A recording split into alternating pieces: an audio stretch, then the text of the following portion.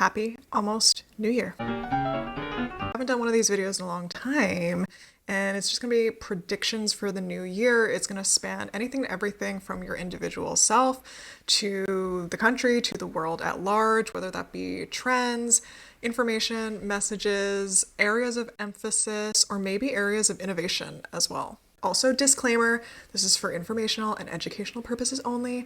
This is not financial advice or anything of that sort, even though there may be topics that I cover that could appear that way. It's not. The biggest theme that I get for 2026 is the word flow, which is good. I like the word flow. I don't like the word stagnancy, so I am excited to hear about that. This could mean on an individual level, we're in a good flow. On a collective level, we're in a good flow. Takeaway from this is quite literally go with the flow. Take advantage of new options and opportunities, release things which no longer serve you, be in a flow mindset, mind state, whatever. Two other interesting concepts and themes, which are a little bit further down from flow. That's like the biggest one that I get. On one hand is this like spa essence. It's kind of wellness, but it's more specifically like services, options and opportunities, which are in the spa zone. This is kind of an interesting message for me because I know that, the economy is not in the best shape. Maybe we don't have the most expendable income, but this could easily be an area of emphasis, an area of grow, build, etc. Could also very much be an area of innovation. Maybe people are doing new and interesting things here, or we're going to see something different overall. So maybe a good time to take advantage of spa opportunities, or if you're building a business, maybe there are ways to kind of integrate this idea in. And I know this has kind of been like a common theme in the past, but for whatever reason in 2016, something interesting may be happening. Another theme which is somewhat different than the spa theme is that of foundation. I love foundational concepts and themes. It has to do with like house foundations, has to do with your foundation, basically like where you're starting off. And like the songs say, you gotta have a good foundation to have good everything else. Individuals and the collective may be asked to understand and know their foundation a little bit better. Unfortunately, it could also mean that there are consequences and issues and problems and challenges within people's lives which are forcing them to address the foundation of themselves. You can kind of hack this by meditating on your foundational self or your most simplistic self. You can set that intention during your times of meditation, see what comes up, making sure that you're addressing things before the problems arise.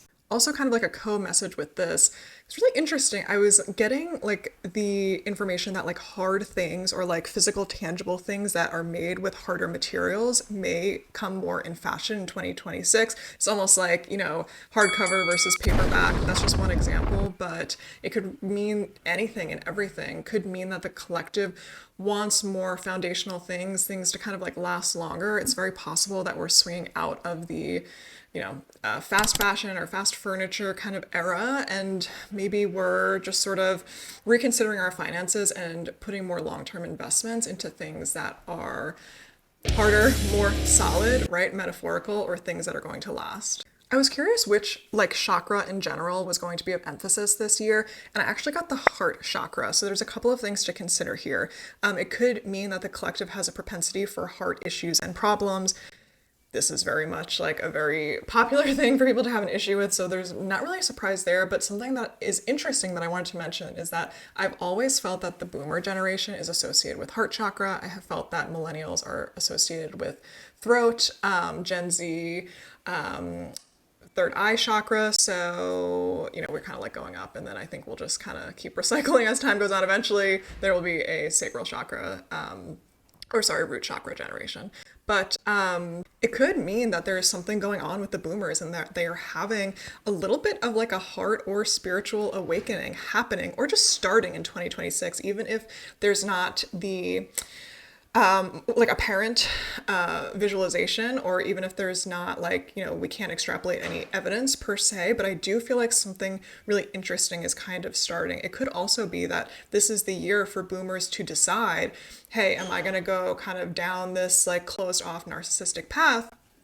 Or am I really going to open myself up and kind of change my life in a spiritual way? So it could be that the boomers are being asked to do this or start this in the year of 2026. I realized I didn't clarify. The biggest organ that I felt like was of emphasis in 2026 was the lungs, and actually not the heart and chest. I kind of I don't want to say I made a mistake. It's still associated with the heart chakra, but more specific to the lungs. So this is really interesting because lungs were clearly of emphasis in the COVID era. There were a lot of people having a lot of lung issues. Could also be that lung problems are, I don't know, something different is happening, whether there's more prevalence with it, whether there's differentiation in the lung problems. This could be anything from common cold to asthma to other issues going on. I mean, there's lots of tips and tricks to kind of like improve airflow and air quality, but it does feel like for whatever reason, this is going to be of importance in 2026 in particular. In terms of fashion and potentially even like decor or like interior textile trends in general, I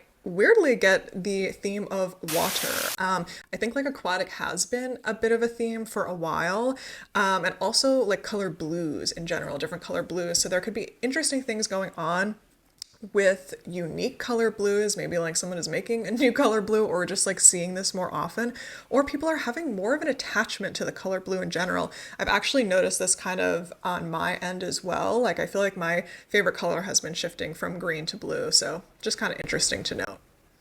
I'm not sure what's going on with water and fashion, what that integration is going to be.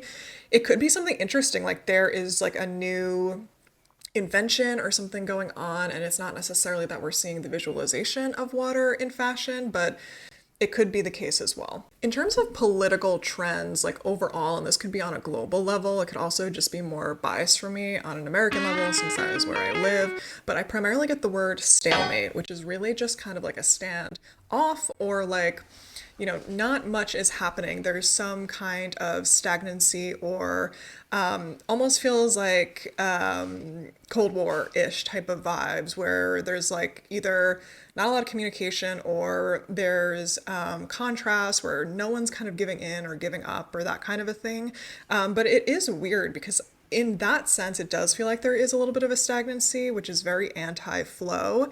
But who knows? Maybe the stagnancy in terms of like coordination and cooperation is actually opportunity for more flow on an individual level. So that's kind of interesting. Usually I say like whether the year is expansion or contraction, it feels like a little bit of contraction. So maybe that is the best way to describe 2026. Flow, but on an individual level. Speaking of an individual level, I was kind of curious like what the learning lessons generally of the collective are going to be, or like what is important about this on a personal level. The phrase that I get is connecting the dots, which is really interesting. So this could speak to a bunch of different things. This could be general curiosity on behalf of the collective. It could be that people on an individual level are like figuring out things about their lives that were not obvious or like clearly illustrated before.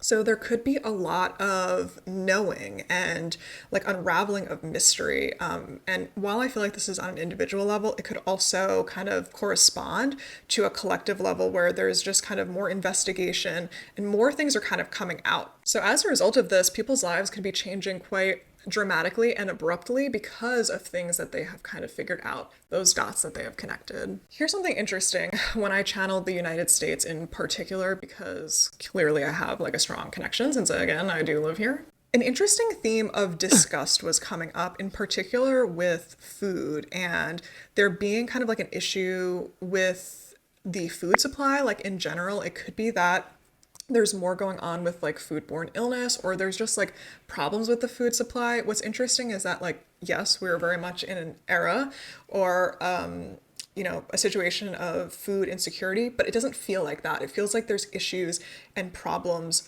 with the food in and of itself, whether that is processed food, it could literally just be natural organic food. Like, I don't think it necessarily will have, you know, a place that it's rooted in particular, but it's just kind of interesting overall. So there could be just like a really different relationship that Americans are having with food. I mean, I know that there's a huge conversation right now about GLP-1 medication, so I don't know if that's correlated, but I feel like something or some things are going to happen that is just going to change the relationship that Americans have with food. And it could be that the quality of food, even like supposed healthy and organic food, is just not it's just not going well, and we're needing to figure out different solutions. I think it could be a bunch of different things, but I do get kind of like the sense of disgust and the food supply in general. In terms of like the earth and natural ongoings, the first thing that I get is snow. So it could be that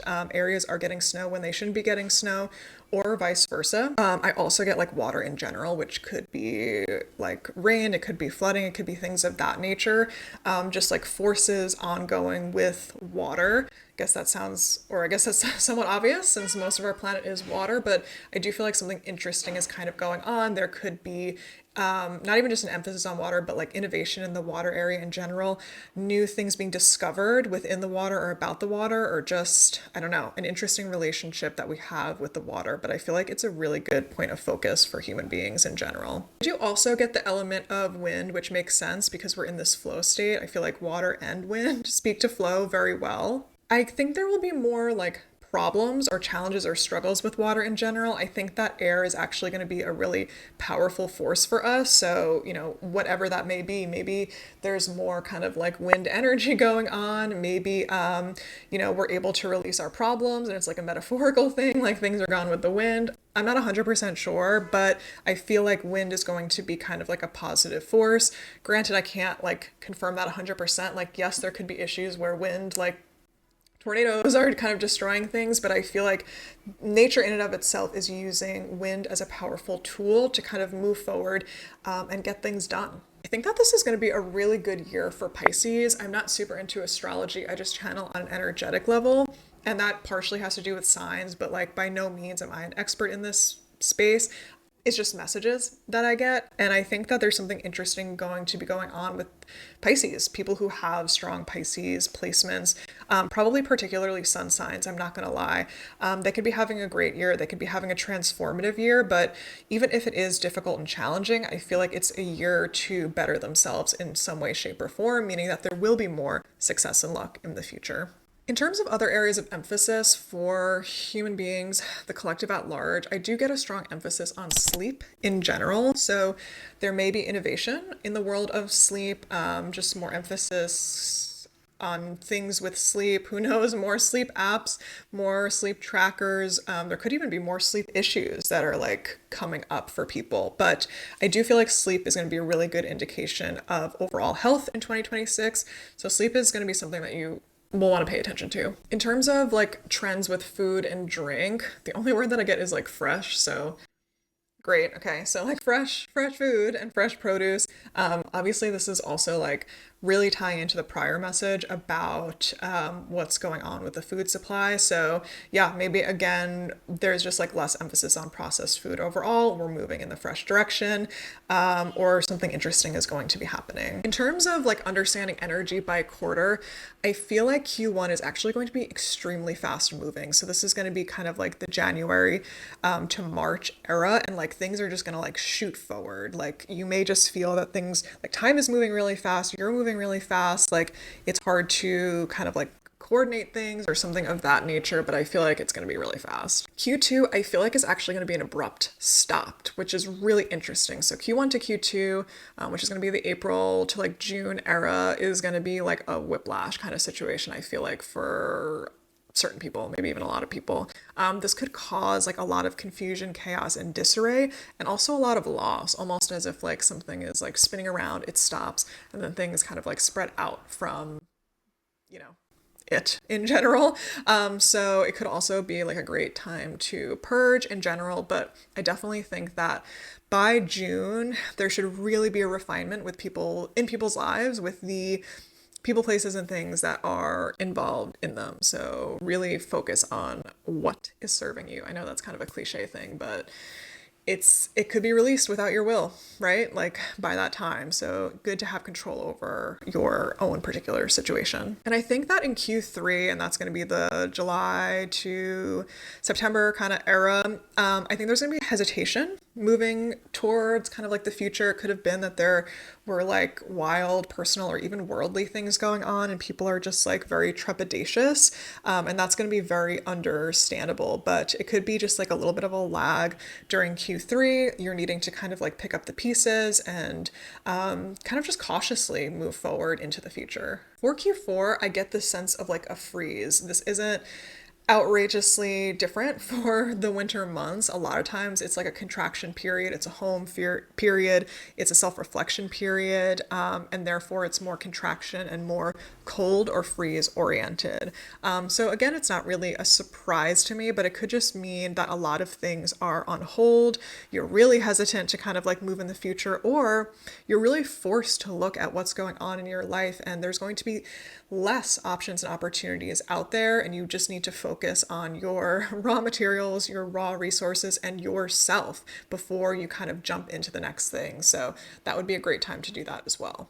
In terms of investment strategies, again, this is not financial advice or legal advice or anything. The biggest thing that I get, which is not really groundbreaking, is just like long-term investments. And like, keep in mind, this isn't like exclusive to the stock market. It could also just be like things that you're investing in your life. So it could be that like smaller short-term things, little luxuries, like I don't know, things that are not laddering up to like a larger goal or purpose for you are going to slowly be sorting themselves and releasing themselves from your life. And there's just going to be more emphasis and kind of investment on a long-term strategy for you. So yes, again, this could be literal, but it also could be more spiritual and metaphorical. Like, where is your energy going? All right, well, I hope everyone has a great 2026. These are the messages that I get right now. Obviously, things can change on a dime, but keep these concepts and themes in mind moving forward. You might just resonate with something and it may help you in the long run or the short run or both.